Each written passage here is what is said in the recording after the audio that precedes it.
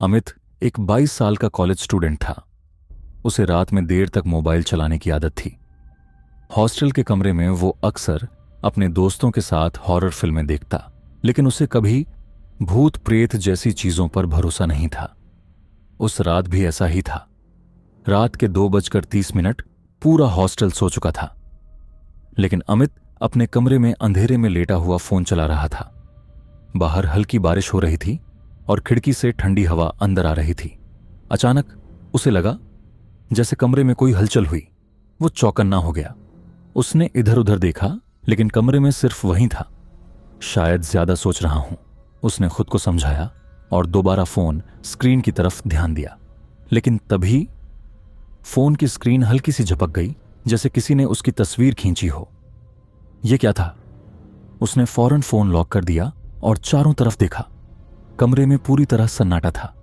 थोड़ा असहज महसूस करते हुए उसने अपना फ्रंट कैमरा ऑन किया, बस ये देखने के लिए कि कहीं उसका चेहरा अजीब तो नहीं लग रहा।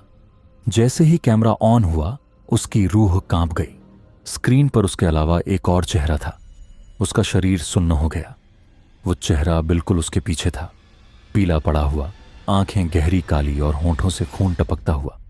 उसकी आंखें सीधी अमित की आंखों में गड़ी थीं। अमित का गला सूख गया। उसने तेजी से पीछे मुड़कर देखा, लेकिन वहां कुछ नहीं था। अब वो डर चुका था। उसने धीरे धीरे फिर से कैमरा ऑन किया। वो चेहरा अब और भी करीब था। उसका चेहरा एक अजीब से मुस्कान में बदल चुका था, जैसे वो अमित को देख रहा हो, इंतजार कर रहा हो।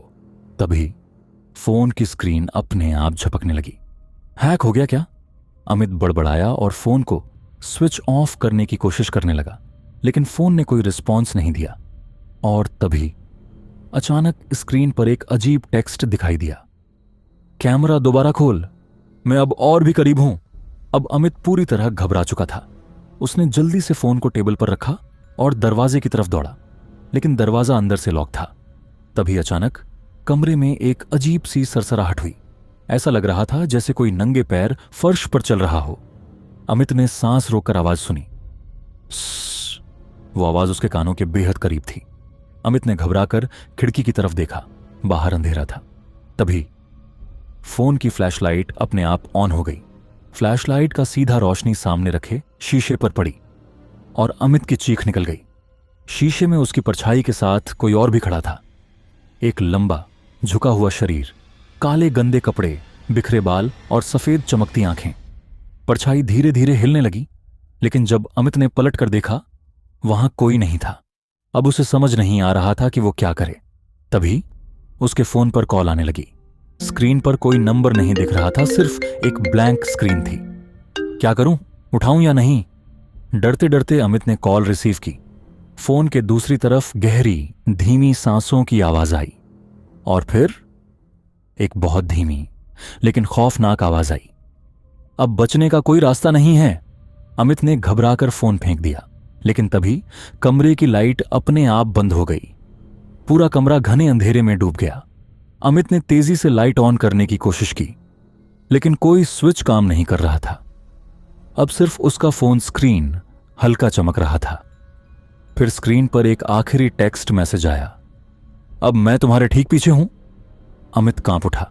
धीरे धीरे उसने अपना फोन उठाया और फ्रंट कैमरा ऑन किया। स्क्रीन पर अब उसकी अपनी तस्वीर नहीं थी, बल्कि वो डरावना चेहरा उसकी जगह ले चुका था। अगली सुबह रवि और करण, अमित के सबसे अच्छे दोस्त, उसके हॉस्टल रूम में पहुंचे। अमित, दरवाजा खोल यार। रवि ने जोर से दरवाजा खटखटाया, लेकिन अंदर से कोई जवाब नहीं आया।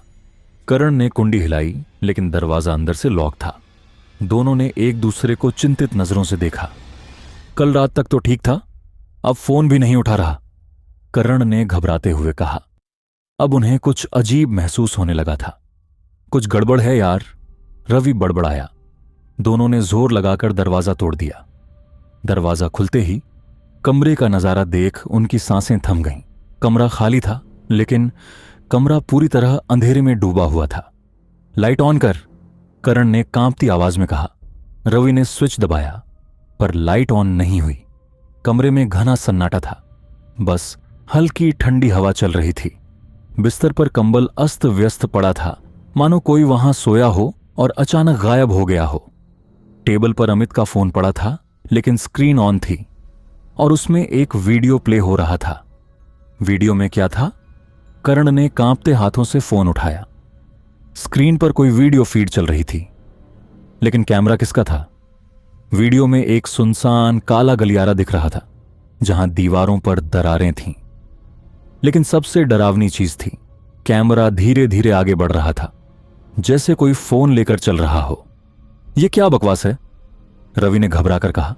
वीडियो में अब एक धुंधला सा दरवाजा दिख रहा था, जो धीरे धीरे खुल रहा था। जैसे ही दरवाजा पूरा खुला, स्क्रीन ब्लैक हो गई और फिर सिर्फ एक चीज दिखी, एक चेहरा, वही भयानक चेहरा जो अमित के फ्रंट कैमरा में दिखा था। पीला पड़ा चेहरा, गहरी काली आंखें और एक डरावनी मुस्कान। फोन अचानक अपने आप बंद हो गया। अमित कहां है? दोनों दोस्त अब बुरी तरह डर चुके थे। करण ने अमित की अलमारी खोली। अंदर सिर्फ कपड़े थे, लेकिन नीचे जमीन पर गंदे गीले पैरों के निशान बने हुए थे, जो कमरे के कोने की तरफ जा रहे थे। रवि ने दीवार की तरफ देखा। वहां कुछ खरोंचों के निशान थे, जैसे किसी ने भागने की कोशिश की हो। भाई, ये क्या चल रहा है? करण की आवाज कांप रही थी। रवि ने दरवाजे की तरफ देखा और कांपते हुए कहा, हमें पुलिस को बुलाना चाहिए। लेकिन तभी, तुम लोग यहां क्यों आए हो? कौन था ये? आवाज पीछे से आई थी। दोनों ने धीरे धीरे मुड़कर देखा। अमित दरवाजे के पास खड़ा था, लेकिन उसका चेहरा अजीब लग रहा था। उसकी आंखें पूरी तरह काली हो चुकी थीं। उसके चेहरे पर वही भयानक मुस्कान थी जो उन्होंने वीडियो में देखी थी। करण और रवि जमीन पर गिर पड़े। भाई, तू ठीक है? रवि ने कांपते हुए पूछा। अमित धीरे धीरे आगे बढ़ा। तुम लोग यहां क्यों आए? मैंने कहा था ना। अब उसकी आवाज गहरी और भूतियां हो गई थी। यहां से भाग जाओ। कमरे की लाइट्स अचानक चमकने लगीं और फोन फिर से ऑन हो गया। फोन स्क्रीन पर वही भूतिया चेहरा फिर दिखा, लेकिन इस बार वो हंस रहा था। और फिर अमित का शरीर झटके खाने लगा। अमित अब वैसा नहीं रहा। अमित की आंखें सफेद हो गईं। उसका शरीर हिलने लगा और अचानक उसने जोर से चिल्लाया, अब बारी तुम्हारी है। रवि और करण ने भागने की कोशिश की, लेकिन दरवाजा अपने आप बंद हो गया। कमरे में अब केवल चीखें और हंसी गूंज रही थी। फोन स्क्रीन ब्लैक हो गई और उस पर सिर्फ एक आखिरी मैसेज लिखा था, अब अगला कौन?